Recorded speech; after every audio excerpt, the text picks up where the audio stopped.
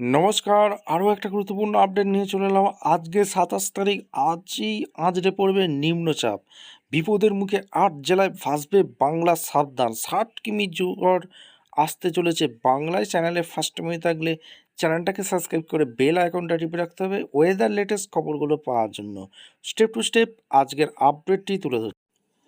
ভারত সরকারের আবহাওয়া দপ্তরের আইএমডি কলকাতা একটি বিশেষ আবহাওয়া বুলেটিন এটি 27 জুলাই 2026 তারিখে দুপুর 12:30 জারি করা হয়েছে। বুলেটিনটিতে উত্তর পশ্চিম বঙ্গোপসাগরে এবং সংলগ্ন পশ্চিমবঙ্গ উড়িষ্যা উপকূলে সৃষ্ট একটি গভীর নিম্নচাপ ডিপ ডিপ্রেশন সংক্রান্ত সতর্কতা দেওয়া হয়েছে।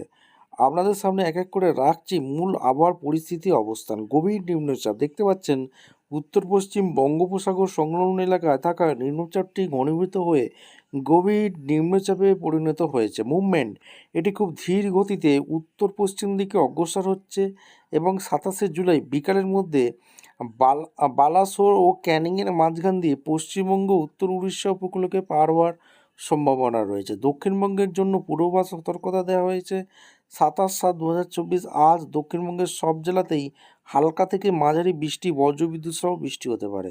ভারী থেকে অতি ভারী বৃষ্টি এখানে পূর্ব মেদিনীপুর, ঝাড়গ্রাম এবং দক্ষিণ চব্বিশ পরগনায় জেলা এক জায়গায় হতে পারে। ভারী বৃষ্টি কোথায় কোথায় হতে পারে? বাঁকুড়া, পুরুলিয়া, ঝাড়গ্রাম, দক্ষিণ চব্বিশ পরগনা, হাওড়া, কলকাতায়, উত্তর চব্বিশ পরগনা, হুগলি জেলা এক জায়গায় ভারী বৃষ্টিপাতের সতর্কতা দেওয়া হয়েছে। ঝোড়ো হাওয়া গতিবেগ 50 থেকে 60 কিলোমিটার বেগে বইতে পারে। পূর্ব মেদিনীপুর, দক্ষিণ চব্বিশ পরগনায় কিছু এলাকা বইতে পারে। বজ্রপাত ঝোড়ো হাওয়া গতিবেগ 40 থেকে 50 কিমি/ঘন্টা কলকাতা, উত্তর চব্বিশ পরগনা, হাওড়া, হুগলি, পশ্চিম মেদিনীপুর ও ঝাড়গ্রামে হতে পারে। বাকি জেলাগুলিতে গতিবেগ 30 থেকে 40 কিমি/ঘন্টা হতে পারে। 28/7/2026 তারিখের আবহাওয়ার আপডেট কি বলছে? পশ্চিম মেদিনীপুর, ঝাড়গ্রাম, বাঁকুড়া, পুরুলিয়া জেলায় ভারী বৃষ্টি 7 থেকে 11 সেমি হতে পারে। পূর্ব মেদিনীপুর, পশ্চিম মেদিনীপুর, ঝাড়গ্রাম, দক্ষিণ চব্বিশ পরগনায় 40 থেকে 50 কিমি বেগে ঝোড়ো হাওয়া বইতে পারে। 29/7/2026 2 থেকে 2/8/26 পর্যন্ত দক্ষিণবঙ্গের অনেক জায়গায় হালকা থেকে মাঝারি বৃষ্টিপাত হতে পারে। উত্তরবঙ্গে যদি আসি, উত্তরবঙ্গের জন্য পূর্বাভাস সতর্কতা দেওয়া হয়েছে 27/7/2026 অর্থাৎ আজ আলিপুরদুয়ার জেলা এক জায়গায় ভারী বৃষ্টিপাত হতে পারে। সাথে 30 থেকে 40 কিলোমিটার বেগে হাওয়া বজ্রপাত হতে পারে। 28/7/2026 দার্জিলিং, জলপাইগুড়ি, আলিপুরদুয়ারে ভারী বৃষ্টিপাত সম্ভাবনা রয়েছে। 29/7/26 জলপাইগুড়ি, কালিম্পং ও আলিপুরদুয়ারে ভারী বৃষ্টির সম্ভাবনা রয়েছে।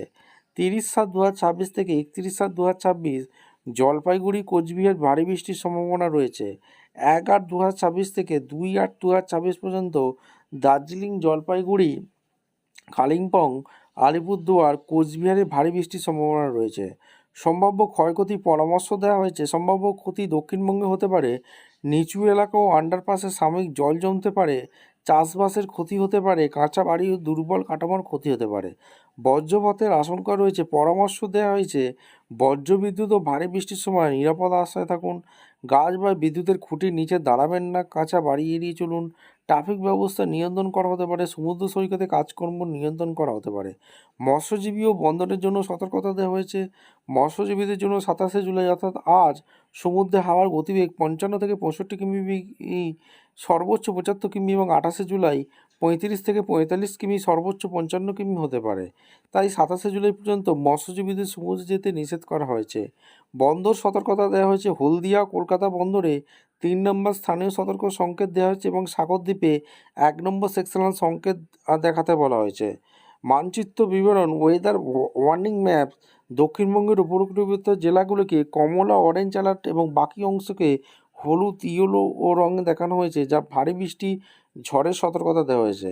ডে 3 থেকে ডে সি বেশিরভাগ এলাকা সবুজ নো ওয়ার্নিং থাকলেও উত্তরবঙ্গের কিছু জেলা হলুদ রং ভারী বৃষ্টির পূর্বাভাস চিহ্নিত করা হয়েছে।